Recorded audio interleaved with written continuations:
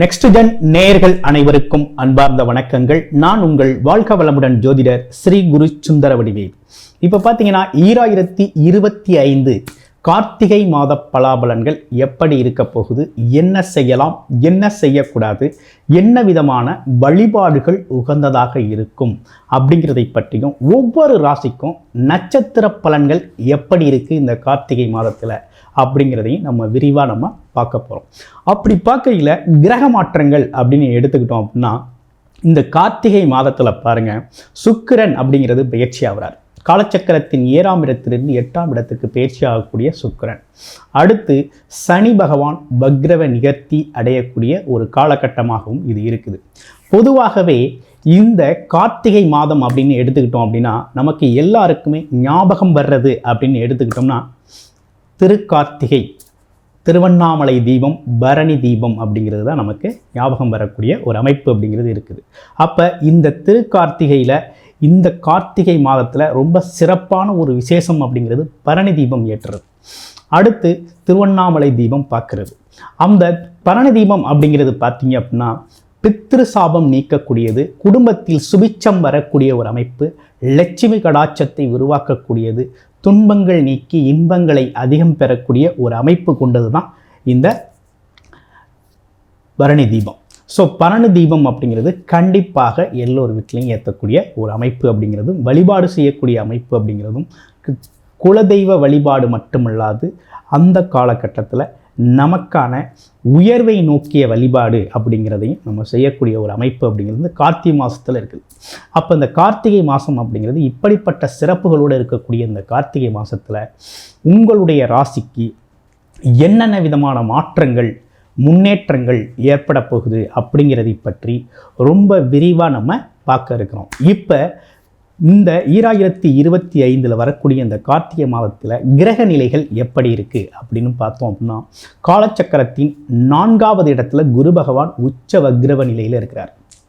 அடுத்து கேது பகவான் 5ஆம் இடம். அடுத்து பாருங்கள், 7ஆம் இடத்தில் இருக்கக்கூடிய சுக்கிரன் பார்த்தீங்கன்னா வருகின்ற கார்த்திகை 11க்கு பிறகு எங்கே 8ஆம் இடத்துக்கு மாறக்கூடிய ஒரு அமைப்பு அப்படிங்கிறது கிரக மாற்றம் இருக்குது. சூரியன், அதே நேரத்தில் செவ்வாய் பகவான் அப்படிங்கிறவங்க காலச்சக்கரத்தின் 8ஆம் இடத்துல இருக்கிறாங்க. இதே காலகட்டத்தில் 11ஆம் இடத்துல ராகு பகவானும், 12ஆம் இடம் சொல்லக்கூடிய மீனம் ராசியில் சனி பகவானும் வக்ரவ நிவர்த்தியோடு இந்த மாதம் இருக்கக்கூடிய ஒரு அமைப்புகள் கொண்டது தான் இந்த மாதம். அப்போ இந்த மாதத்தில் இப்படி கிரக நிலைகளோடு இருக்கக்கூடிய இந்த மாதத்தில் உங்களுடைய ராசிக்கு என்ன நடக்கும், என்ன செய்யலாம், என்ன செய்யக்கூடாது அப்படிங்கிறதை பற்றி நட்சத்திர பலன்களோட இப்போ பார்க்க போகிறோம். மீனராசி காலச்சக்கரத்தின் 12ஆவது ராசி மீனராசி. மீனராசியை பொறுத்தவரை சனி பகவானின் இப்போ 7.5 சனி காலம் அப்படிங்கிறது நடந்துக்கிட்டு இருக்கு. ஏன்னா சனி பகவான் ராசியிலே இருக்கக்கூடிய அமைப்பு ஒரு விதமான அழுத்தத்தை கொடுத்துக்கிட்டு இருக்கிறார். மைண்ட் ப்ரெஷர், ஒரு டென்ஷனை கொடுத்துக்கிட்டு இருக்கக்கூடிய ஒரு அமைப்பு அப்படிங்கிறது இருக்குது. இப்போ சனி பகவான் இவ்வளவு நாளாக ராசியிலேயே வக்ரகதி நிலையில் இருந்தால் 7.5 சனி அப்படிங்கிறது நடந்துக்கிட்டு இருக்குது. அதுலேயும் ஜென்மச்சனி அப்படிங்கிறது நடந்துக்கிட்டு இருக்குது. அப்போ உங்களுடைய பிறப்பு ஜாதகத்தை பார்க்கணும். பிறப்பு ஜாதகத்தில் தசாபுத்தி அமைப்பு எப்படி இருக்குது அப்படிங்கிறத பார்க்க வேண்டிய அவசியம் இருக்குது. அதே நேரத்தில் குரு பார்வை ஏற்பட்டிருக்கு. இந்த அதிசார பயிற்சியால், குருவின் அதிசார பயிற்சியால் குரு உச்சமடைந்து அதுலேயும் வக்ரக நிலையிலிருந்து உங்களுடைய ராசியை பார்க்குறார். இதே மாதத்தில் சனி பகவானும் வக்ர நிவர்த்தியும் அடைகிறார். ஸோ கிட்டத்தட்ட உங்களுக்கு இவ்வளோ நாளாக இருந்த விஷயங்கள், ப்ரெஷர், டென்ஷன், குழப்பம், வேலை தொழிலில் சரியில்லாத ஒரு சூழ்நிலை, குடும்பத்தில் ஒரு மகிழ்ச்சி இல்லாத ஒரு அமைப்பு, ஆமாம், இன்னல்கள், இடைஞ்சல்கள் மாறக்கூடிய ஒரு நல்ல மாற்றத்தை உங்களுடைய ராசிநாதன் குருவின் பார்வை கொடுக்குது. இந்த குருவின் பார்வையால் பார்த்தீங்கன்னாக்க, அதாவது இழந்த வேலை ஒரு புது வேலை கிடைக்கிறது, தொழிலில் ஒரு சரியில்லாத ஒரு மந்த நிலை, தொழில் மறுபடியும் நல்லா பிக்கப்பாக கிடைக்கிறது, தொழில் மாற்றங்கள் கிடைக்கிறது, தொழில் வளர்ச்சி ஏற்படுறது, இப்படிப்பட்ட விஷயங்கள்லாம் நடக்கும். இப்படிப்பட்ட விஷயம் உறுதியாக நடக்க போகுது. ஏன்னா மீனராசியை பொறுத்த வகையில் இந்த ஜென்மச்சனி காலத்தில் கண்டிப்பாக இந்த குரு பகவான் பார்வை ஏற்பட்டுருச்சுங்கிறதுனால நீங்கள் உறுதியாக வேலை, தொழில், வருமானத்தில் நல்ல வெற்றி பெறக்கூடிய அமைப்பு உருவாகுது. அடுத்து நீண்ட நாளுக்கு அப்புறம் இந்த குடும்ப பிரச்சனை, குடும்பத்தில் தேவையில்லாத சங்கடங்கள், வாக்குவாதங்கள், மனஸ்தாபங்களை தவிர்க்கக்கூடிய ஒரு அமைப்பு அப்படிங்கிறது இருக்குது. அதெல்லாம் கொஞ்சம் தவிர்த்துக்கணும். ஏன்னா இப்போ சூழ்நிலைகள் அப்படிங்கிறது இப்படி இருக்கிறதுனால தவிர்த்துக்கணும். வெளிநாடு யோகம் ரொம்ப அருமையாக இருக்குது. மீனம் ராசிக்கு நீண்ட நாள் வெளிநாடு ஆசை, வெளிநாடு போகணுங்கிற எண்ணம் இருக்குது அப்படின்னா இந்த காலகட்டத்தை உங்கள் சுய ஜாதகம் பார்த்து முடிவு பண்ணுங்கள். சிறப்பான அமைப்பே கொடுக்குது. தாராளமாக வெளிநாடு போகலாம். வெளிநாடு அமைப்பு ரொம்ப அற்புதமாக இருக்குது. அதுவும் வருமானத்திற்காக, வேலை தொழில் வருமானம் சார்ந்த விஷயத்திற்காக வெளிநாடு போகிறது அப்படிங்கிறது, வெளியூர் பயணம் போகிறது அப்படிங்கிறது ரொம்ப சூப்பராக இருக்குது. அடுத்து ஜென்மச்சனி காலத்திலேயே வயசாயிருச்சு, திருமணத்திற்கான பல்வேறு முயற்சிகள் எடுத்துக்கிட்டு இருக்கோம். இந்த ஜென்மச்சனி 7.5 சனிலாம் பார்க்க முடியாது, ஏதோ ஒரு காலத்தில் வரன் அமையுமா அப்படின்னா இப்போ நடந்துக்கிட்டு இருக்க அந்த அதிசார குருப்பெயர்ச்சியால் கண்டிப்பாக நீங்கள் நீண்ட நாள் பார்த்துக்கிட்டு இருக்க வரன், பார்த்து முடித்து வச்சுருந்த வரன் உங்களுக்கு தகவலாக இந்த காலகட்டத்தில் உங்களுக்கு திருமண பாக்கியங்கள் கைகூடக்கூடிய நல்ல அமைப்பு இருக்குது. நீண்ட நாள் முயற்சியில் இருந்தவங்களுக்கு இந்த காலகட்டத்தில் திருமண வாய்ப்பு இந்த அதிசார குருப்பெயர்ச்சியால் நடக்கக்கூடிய அமைப்பு இருக்குது.